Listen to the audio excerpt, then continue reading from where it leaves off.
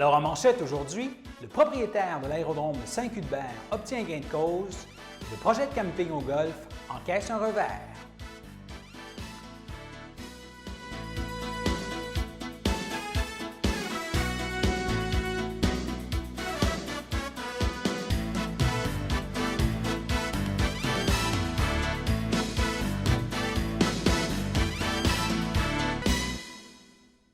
Alors bonjour mesdames, messieurs, mon nom est François Robert et bienvenue à votre bulletin d'information régionale du lundi 19 octobre. Alors le projet visant à implanter un terrain de camping de luxe sur une partie du club de golf de Berthier a essuyé un revers devant la Commission de protection du territoire agricole du Québec. Nous en avons discuté avec le représentant des propriétaires du golf. On écoute l'entrevue qu'il nous a accordée. Alors, le projet visant à implanter un terrain de camping de luxe sur une partie du golfe de Berthier a essuyé un revers dernièrement devant la Commission de protection du territoire agricole du Québec, la fameuse CPTAQ. Nous rejoignons par vidéoconférence le représentant des propriétaires du club de golf, M. Charles Sirois, pour obtenir plus de détails. Bonjour, M. Sirois. Bonjour, c'est Guy.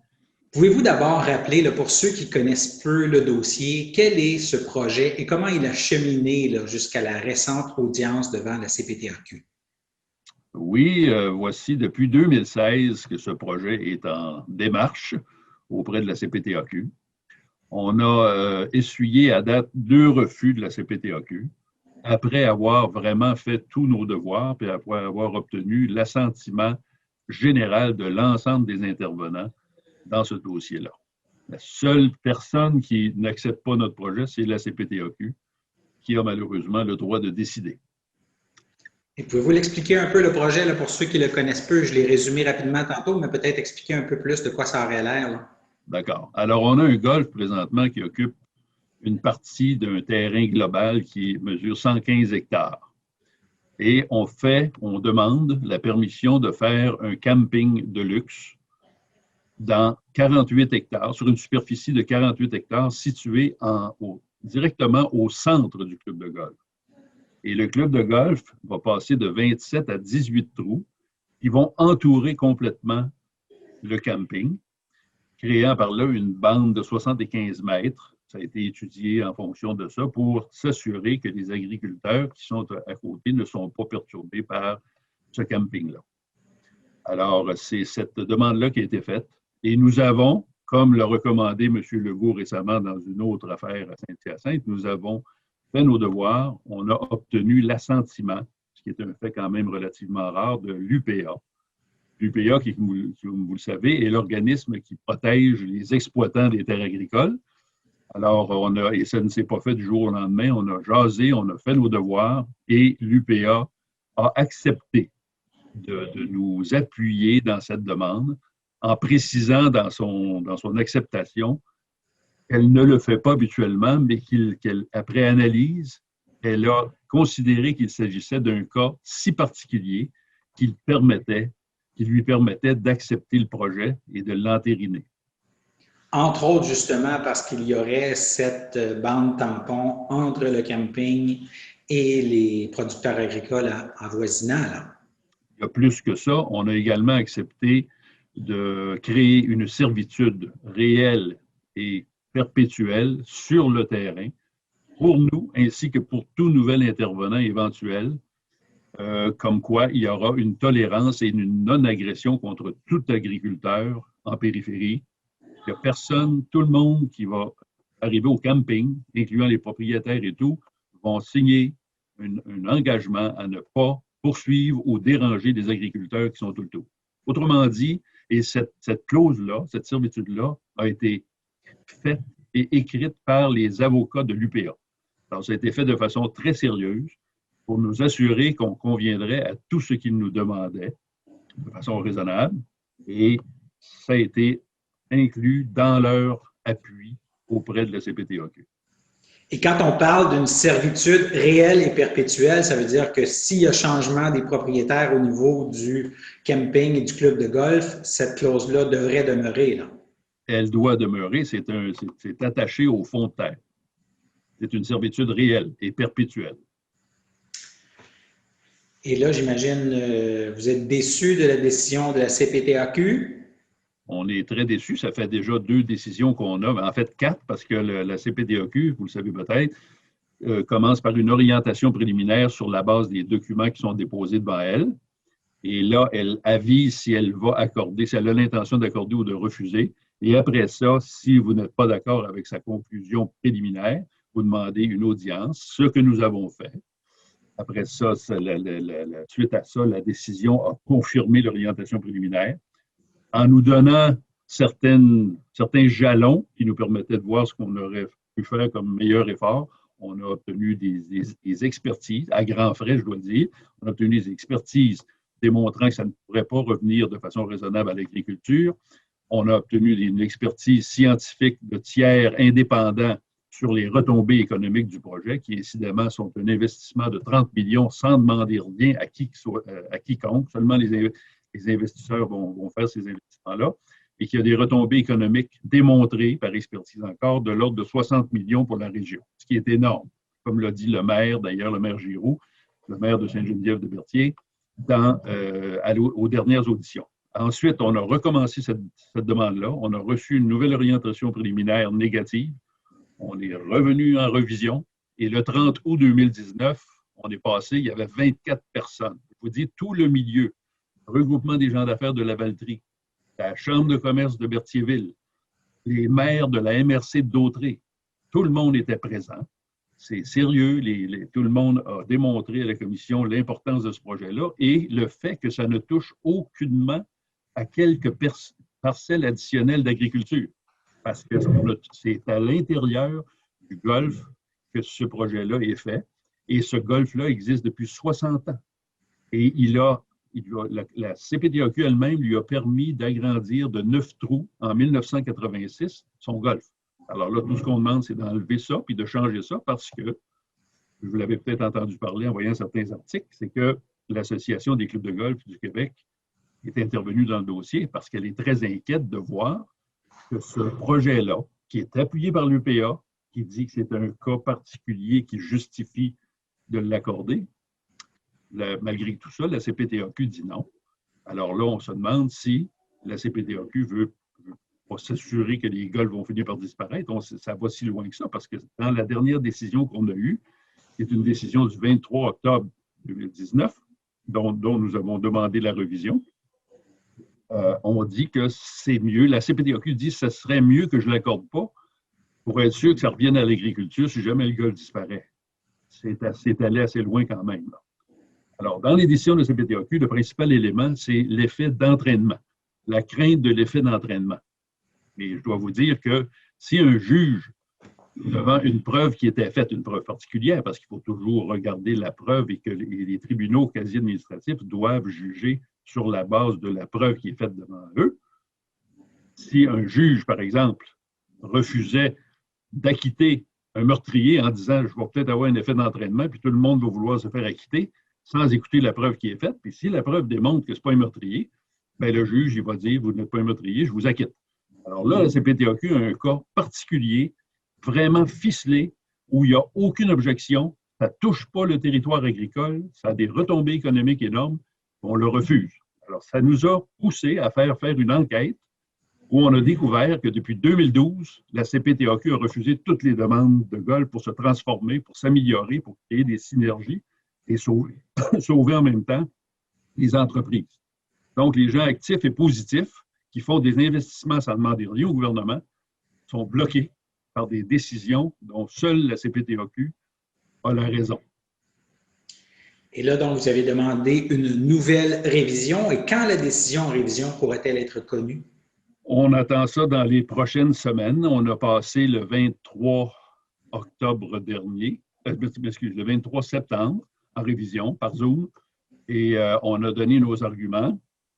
Et là, la commissaire, c'est une commissaire, Mme Montour, qui a ça en délibéré et qui doit rendre sa décision, on nous dit, dans les prochaines semaines. En règle générale, ça prend quelques semaines. Donc on ne s'attend pas beaucoup à une décision en décembre, malheureusement, puis on espère, on se croise les doigts parce qu'il y a une incrédulité, une incompréhension totale de notre part. On ne comprend pas qu'un projet tant porteur et appuyé par l'ensemble des intervenants soit refusé.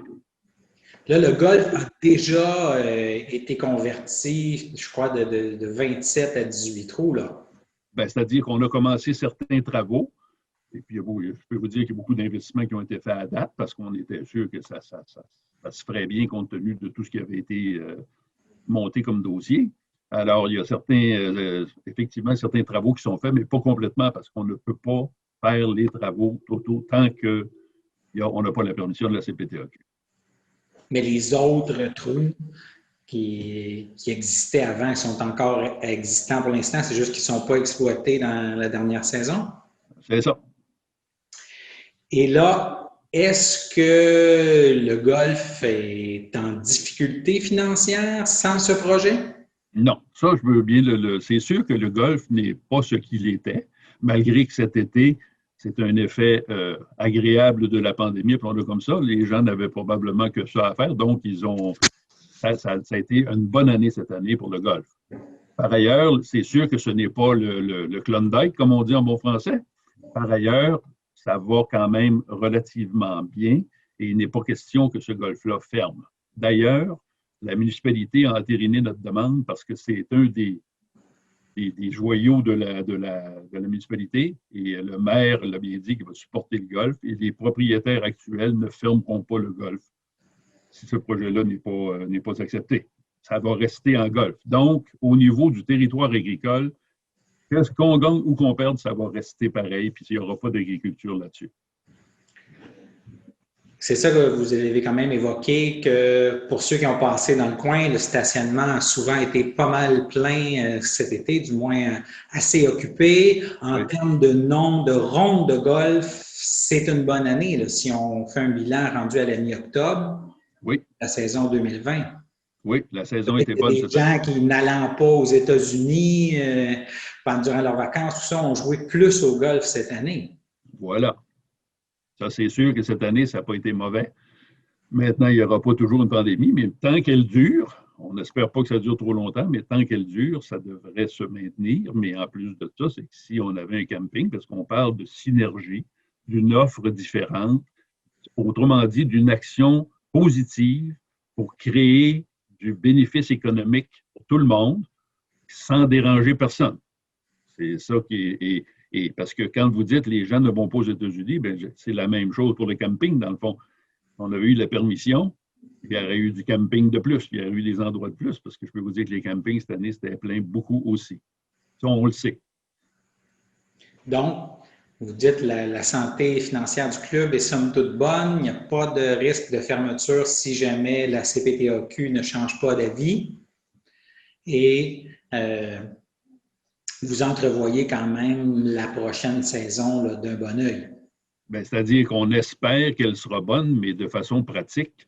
Je ne veux pas qu'on oublie l'idée que la permission qu'on demande est une façon d'améliorer le sort du golf, tout en ne dérangeant pas personne, pour créer une diversification dans l'offre. Autrement dit, normalement, le golf n'existe pas sans le camping et le camping n'existe pas sans le golf. Autrement dit, c'est une chose qui est faite, une initiative qui est prise pour permettre aux gens d'avoir deux entreprises plus viables et qui rendent le service à tous.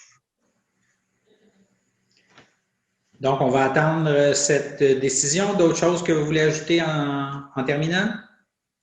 Je pense que j'ai pas mal tout dit. En tout cas, je l'espère, mais je pense que oui. Et je veux simplement vous dire que je m'appelle Guy Sirois et non pas Charles. Parce que je m'avais présenté comme Charles. Oh, désolé. Oui, le fameux Charles Sirois. Oui, d'accord. Guy Sirois. Désolé, M. Sirois. Merci d'avoir pris le temps de nous parler. Et s'il y a des développements, là, dès que vous aurez la décision, n'hésitez pas à nous faire signe là, pour qu'on puisse tenir au courant nos auditeurs qui, bien sûr, se demandent qu'est-ce qui va arriver avec leur terrain de golf. Oui, je vous remercie. Et maintenant, si on regarde un peu le nouveau portrait de la situation pandémique au Québec, il y a 5 décès qui se rajoutent aujourd'hui au bilan depuis le début de la crise. La santé publique signale 1038 nouveaux cas dans les dernières 24 heures et en ce moment au Québec, il y aurait 532 personnes hospitalisées en raison du coronavirus et de ce nombre, 92 personnes se retrouvent aux soins intensifs. Et dans l'anneau d'hier, le dernier bilan fait état de 59 nouveaux cas positifs dans les dernières 24 heures. Cela dit, nous passons maintenant à notre première pause. Bonjour tout le monde, ici Marcel Pufal pour le Marcel Show, une émission de variété bientôt sur CTRB, une production de Sylvain Paul et une réalisation de Michael Chevrette. Ne laisse pas passer la chance d'être aimé, le cœur devient moins lourd quand on est en amour. Le samedi matin, dès 9h30, nos téléspectateurs sont invités au Super Bingo télévisé diffusé de nos studios de Berthierville. Depuis maintenant une vingtaine d'années, plusieurs adeptes de la télévision régionale se sont partagés un montant de 600 $ disponible chaque semaine lors de cette joute de bingo télévisé.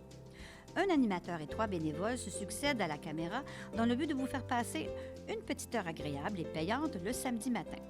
On peut se procurer les cartes de jeu chez les dépositaires autorisés participants, c'est-à-dire à Berthierville, le dépanneur Formule 1 rue Gilles Villeneuve, le marché IGA Extra sur la rue Gabrielle Brissette, le marché Métro rue Notre-Dame, la pharmacie Proxime rue Frontenac, le garage Pétroté sur la rue Gilles Villeneuve et à Saint-Ignace de Loyola, le marché Aldo rang Saint-Michel, le dépanneur Le Magasin Esso sur le chemin de la Traverse. C'est un rendez-vous tous les samedis matins à 9h30 sur les ondes de CTRB, votre télévision régionale et communautaire.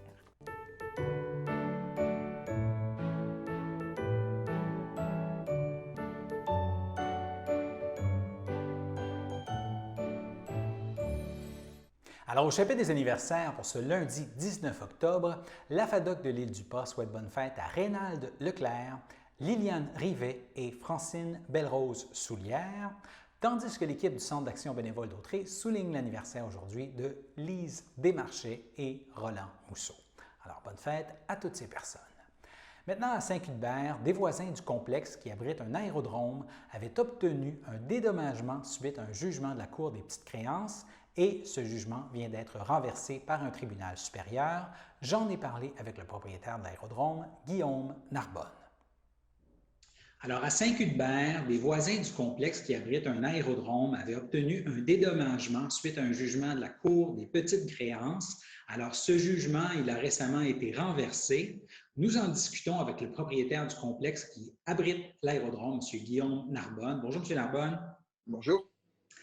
Alors, la question de la perte de valeur éventuelle des propriétés avoisinantes en raison du bruit généré par les activités de l'aérodrome était quand même assez centrale dans cette cause. Oui, puis non. En fait, ce qui était surprenant dans cette cause, c'est que les voisins se sont vus accorder aux petites créances un dédommagement pour la perte de valeur de leur maison, mais en raison d'un trouble de voisinage supposé. Et ça, c'est vraiment une grosse différence. Ça voudrait dire, dans d'autres termes, puis si on extrapolait un peu ce que le jugement crée comme précédent, qu'un agriculteur qui va faire ses récoltes, qui fait quelque chose qui est tout à fait légal et normal, pourrait avoir à dédommager des voisins, parce que c'est la même chose qu'on peut extrapoler. Et c'est ce jugement-là, en fait, qui a été renversé, où en cour supérieure, la juge a dit ben non, ça ne fait pas de sens. Il y a eu plusieurs erreurs sur plusieurs points. Donc, je suis vraiment content de voir que justice a été rendue là. Dans le jugement, on peut entre autres lire qu'accorder une indemnisation à l'absence d'un préjudice actuel mène, selon nous, selon le tribunal, un enrichissement injustifié pour celui qui la reçoit, car il se pourrait très bien que l'immeuble ne se vende jamais ou s'il se vend, que le marché de l'immobilier soit tel que la prédiction antérieurement faite ne se matérialise jamais. Oui, effectivement. En fait, si on regarde le jugement des petites créances, le juge avait accordé un dédommagement à un des voisins, mais qui a vendu sa maison plus cher que ce qu'il disait qu'il pourrait la vendre si jamais il la vendait. Donc, dans le fond, il a gagné de l'argent parce qu'il a vendu plus cher que son évaluation, mais on devait quand même le dédommager parce que, soi-disant, sa maison aurait perdu de la valeur. Donc, ça faisait aucun sens. Puis, le juge des petites créances n'en tenait pas compte. Donc, c'est ce que le juge de la Cour supérieure, ce que la juge a corrigé. Elle a dit, surtout en particulier dans ce cas, mais pas uniquement, ça ne peut pas fonctionner. Donc, on ne parle pas uniquement des problèmes de non-respect de la Constitution, mais on parle aussi des problèmes très concrets d'un jugement qui avait beaucoup de lacunes. Et vous, est-ce que vous aviez déjà versé des sommes à certains voisins ou vous attendiez de voir la décision en appel? Alors, normalement, un jugement qui se fait aux petites créances est sans appel. Nous, ce qu'on a fait, c'est qu'on a dit ce jugement, il a des lacunes importantes et on veut poursuivre le gouvernement du Québec à travers ce qu'on appelle un contrôle judiciaire et c'est ce qu'on a fait. Et pour garantir aux voisins qu'on n'allait pas faire ça pour gagner du temps puis liquider les compagnies, on leur a laissé le droit de faire une hypothèque sur notre propriété. Donc, eux, ils ont eu la garantie par une hypothèque, le temps qu'on fasse ces 2 années de procédure. Et maintenant, étant donné que c'est terminé, l'hypothèque va être radiée dans les prochaines semaines. Donc, ils n'auront pas touché à l'argent, mais ils avaient toujours la garantie qu'on allait être de bonne foi si jamais justice allait dans le sens contraire de ce que nous, on prétendait. Et là, est-ce qu'il reste d'autres dossiers en justice là, dans les démêlés avec certains voisins mécontents? Là? Non, au niveau des voisins, il n'y a plus aucun dossier qui est en justice, tout est réglé.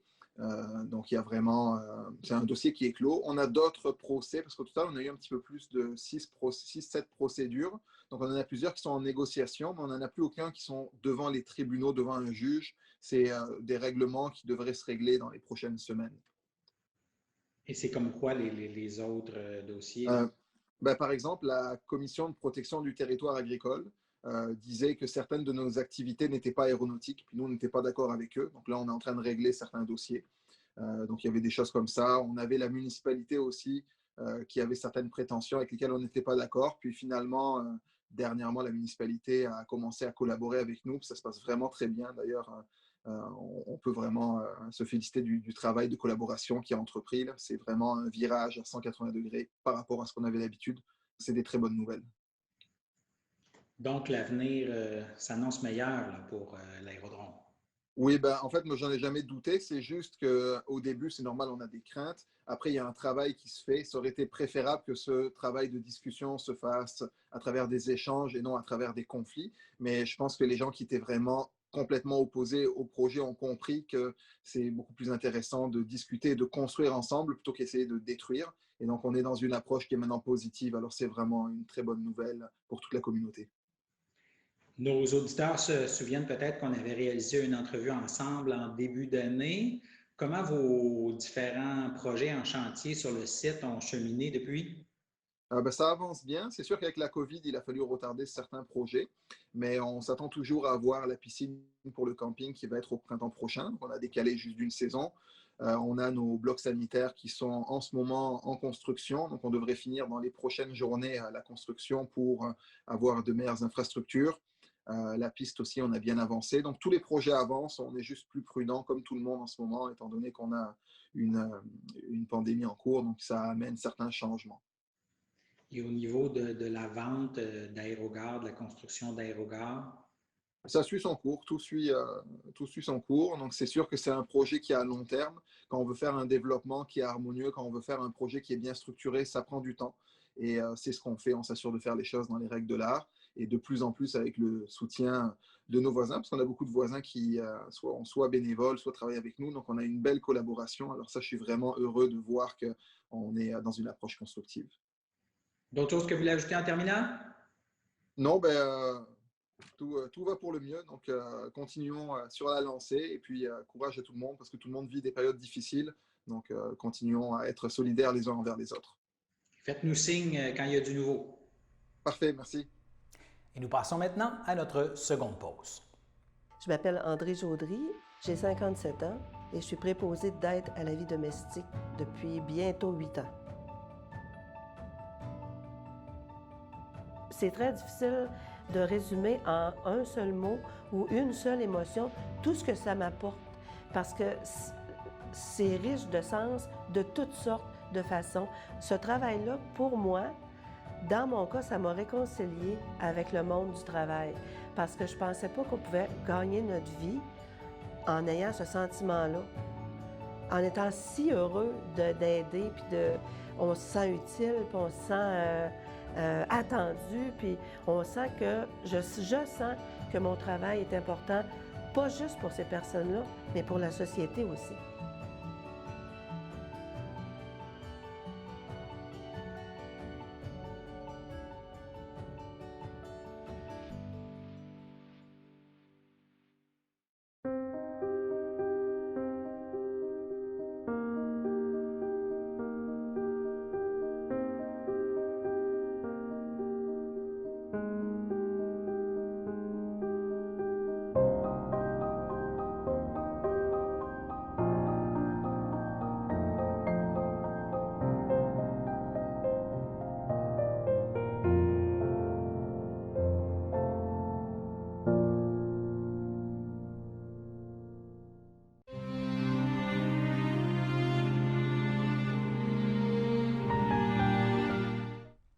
l'hôpital Maisonneuve-Rosemont de Montréal, le 11 octobre, à l'âge de 75 ans, est décédé M. Marcel Plante. Il était le fils de feu Paul Plante et de feu Juliette Ferland, demeurant à Berthierville.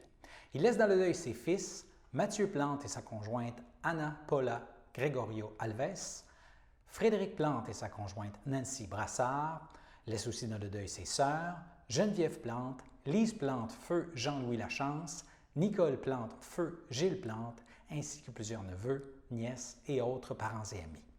Et la famille accueillera parents et amis ce samedi, le samedi 24 octobre, dès 13 h, en l'église de Sainte-Geneviève de Berthier, où suivront les funérailles à compter de 14 h. Et M. Marcel Plante sera ensuite inhumé au cimetière de Berthierville. Au CHDL de Saint-Charles-Borromée, le 13 octobre, à l'âge de 73 ans, est décédée Mme Marie-André Robert. Elle était l'épouse de Jacques de Bellefeuille, demeurant à Berthierville. Elle laisse dans le deuil, outre son époux, ses enfants, Daniel Bellefeuille, France de Bellefeuille et son conjoint Yves Masse, laisse aussi dans le deuil ses petits-enfants, Sébastien et Jonathan de Bellefeuille, Gabriel et Julie Masse, ainsi que ses arrière-petits-enfants, Léo, Elliot, Ariane et Édouard, de même que ses sœurs, frères, beaux-frères et belles-sœurs, Jean-Pierre Robert et sa conjointe Pierrette Carpentier, Thérèse Robert et son conjoint Alain Champagne, Patrice Robert et son conjoint Ghislain Guévremont, Dominique Gravel, feu Francine Robert, Thérèse de Bellefeuille, Michel de Bellefeuille, feu Carole Bellemare, ainsi que plusieurs neveux, nièces et autres parents et amis. Et la famille accueillera parents et amis en l'église de Sainte-Geneviève de Berthier ce samedi, le samedi 24 octobre, dès 10 h et suivront les funérailles à 11 h. Et Mme Robert sera ensuite inhumée au cimetière de Berthierville. Toute l'équipe de CTRB offre ses plus sincères sympathies aux familles et amis en deuil. Et nous passons maintenant à la météo.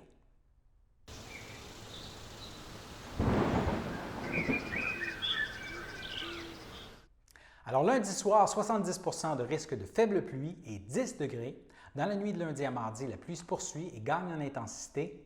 Le mercure fléchit un peu vers les 9 degrés. Et mardi matin, un autre 5 mm de pluie pourrait tomber et le mercure stagne à 9 degrés. Mardi après-midi, nuageux avec 40 % de risque d'averse et 11 degrés. Tandis que mardi soir, ciel variable et le mercure descend autour de 7 degrés. Alors voilà, c'était vos informations sur les ondes de CTRB. Revenez-nous demain pour un autre bulletin d'information régionale et merci de continuer de vous informer avec nous.